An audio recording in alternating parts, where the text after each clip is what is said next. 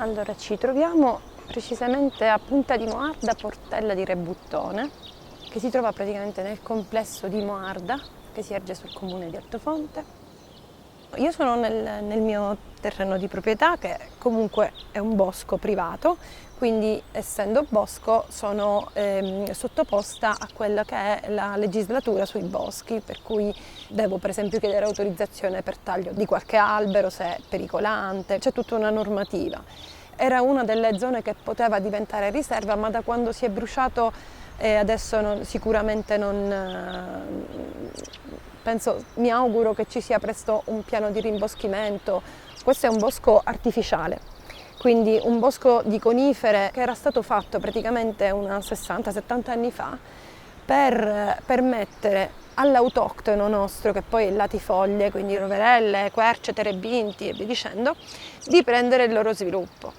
Purtroppo questo progetto evidentemente è stato dimenticato, perché dopo 10-15 anni andavano abbattute le conifere e lasciato spazio a quello che c'era. Chiaramente tutto il bosco che si è bruciato sotto era pienissimo di vegetazione autoctona, quindi il danno è stato doppio, perché non solo sono finiti i pini che già, anche se vetusti, insomma, erano vivi, ma è finita tutta la rigenerazione di lecce e roverelle che c'era sotto, per cui non c'era stato l'avvicendamento, ma c'era la crescita. Ragazze! Da una decina d'anni mi sono dedicata a un gruppo di capre familiari che avevamo un po' così per hobby. E qui ci arrivo per disperazione, devo dire, perché la realtà di un lavoro del genere in Sicilia al femminile, diciamo che non è proprio una passeggiata. Non è scontato come lo si potrebbe fare, che so, in Trentino o in Piemonte, da quello che ho potuto vedere studiando e conoscendo un po' le realtà degli altri posti. E alla fine c'era questo posto in vendita e devo dire che mi ha incantato per la sua bellezza, poi perché è molto adatto alla tipologia di animali che allevo, che sono capre messinesi e girgentane, quindi capre autoctone, per cui adatte a un pascolo roccioso.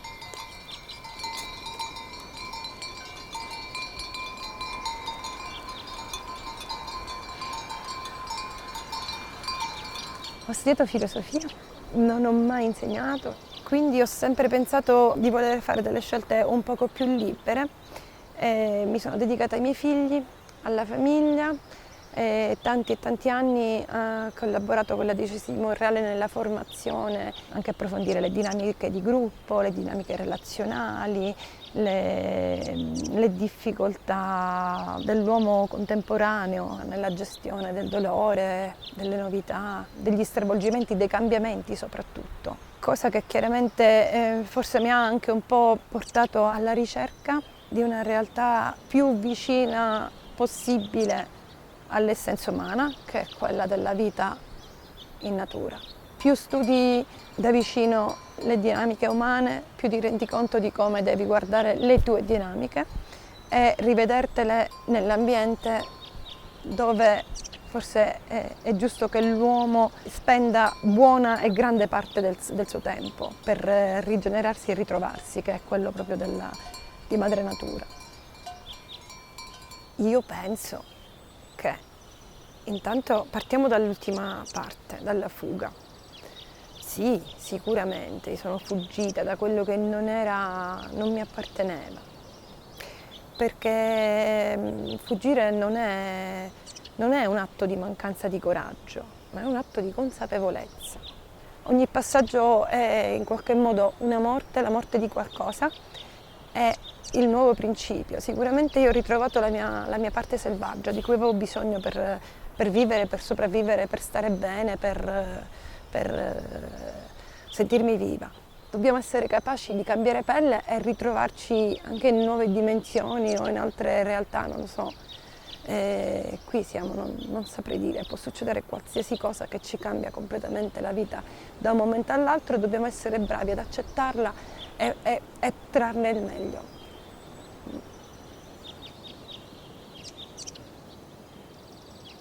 avere un'azienda agricola significa scontrarsi spessissimo con la città, bello quando ci vai per eventi belli, quando ci vai per cose burocratiche terribile. Quindi il mio pensiero fisso è risalire il più velocemente possibile qui e venire a respirare. Questa è la mia necessità, il mio bisogno, che mi fa ritrovare equilibrio, mi fa ritrovare serenità, mi consola, il bosco consola. Quando si è tristi, sì, il bosco consola, il vento, la pioggia, sono una benedizione. Io mi definisco me stessa, cioè è quello che è il solo modo che io riesco a trovare per stare al mondo. Quando per esempio ho avuto modo di conoscere il movimento di permacultura, ho rivisto tanto di me in tante altre persone. Questo mi ha fatto stare bene perché ho detto, non sono sola, è il mio modo di essere, di attuarmi al mondo, cioè non potrei fare altrimenti, perché dico, quando ho studiato caseificazione, è chiaro che i corsi che ho fatto al nord tendono a farti vedere qual è il modo più produttivo per gestire l'animale, quindi l'uso di chimica, l'uso di sostanze altre, ma non è il mio modo di fare il formaggio, perché non esprime né il tempo, né il momento, né la realtà che quegli animali stanno vivendo. Se c'è scirocco, c'è molto caldo, il latte già parte con una fermentazione che ti porta ad un formaggio tipo che poi stagionerà in stracchino. Bisogna essere liberi, ma non solo noi esseri umani, tutto deve essere libero di attuare se stesso. Quel latte doveva essere stracchino ed è giusto che divenga stracchino, perché così deve essere. Le mie capre vivono in gruppi familiari, quindi c'è l'anziana, la figlia, la nonna, la nipote. Non separo mai i capretti dalle mamme. Io le lascio libere di poter avere il loro cibo, quindi gli spazi. Devono avere lo spazio per poter mangiare tranquillamente, perché i clan hanno delle rivalità anche sul cibo, quindi l'animale ha bisogno del suo spazio.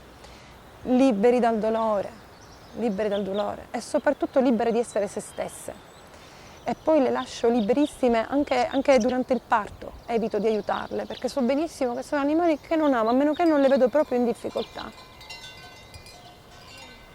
Mentre gli allevamenti moderni hanno questa soluzione che effettivamente economicamente è conveniente di svezzare alla nascita, perché la perdita tra virgolette di latte è ingente, penso che c'è ancora una buona fetta dei nostri allevatori che tende a mantenere i cuccioli e farli allattare dalle madri, mantenendo quindi il ruolo sociale, la relazione, lo scambio affettuoso, la necessità della vita che viene accudita e coccolata.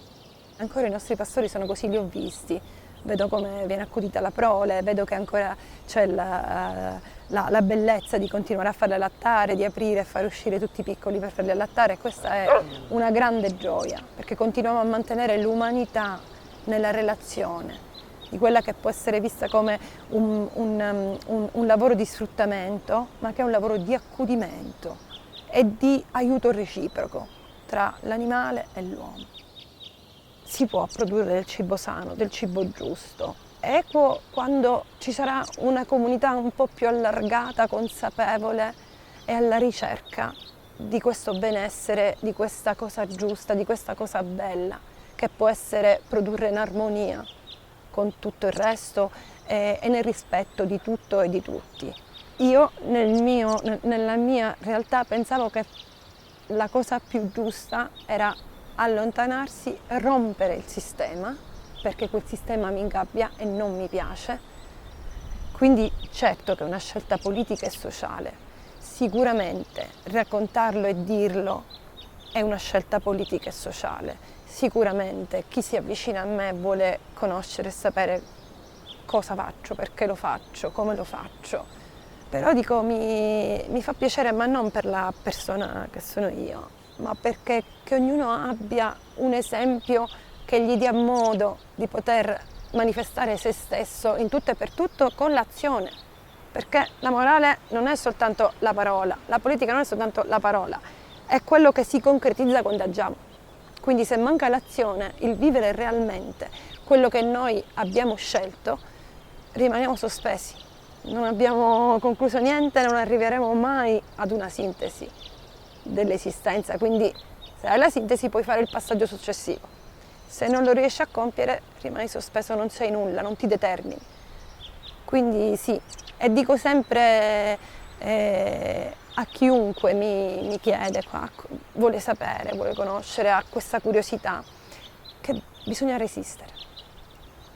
Quello che in questi tempi così complessi e difficili non dimentichiamo mai non la resilienza, la resistenza, perché resistere significa opporsi, non subire.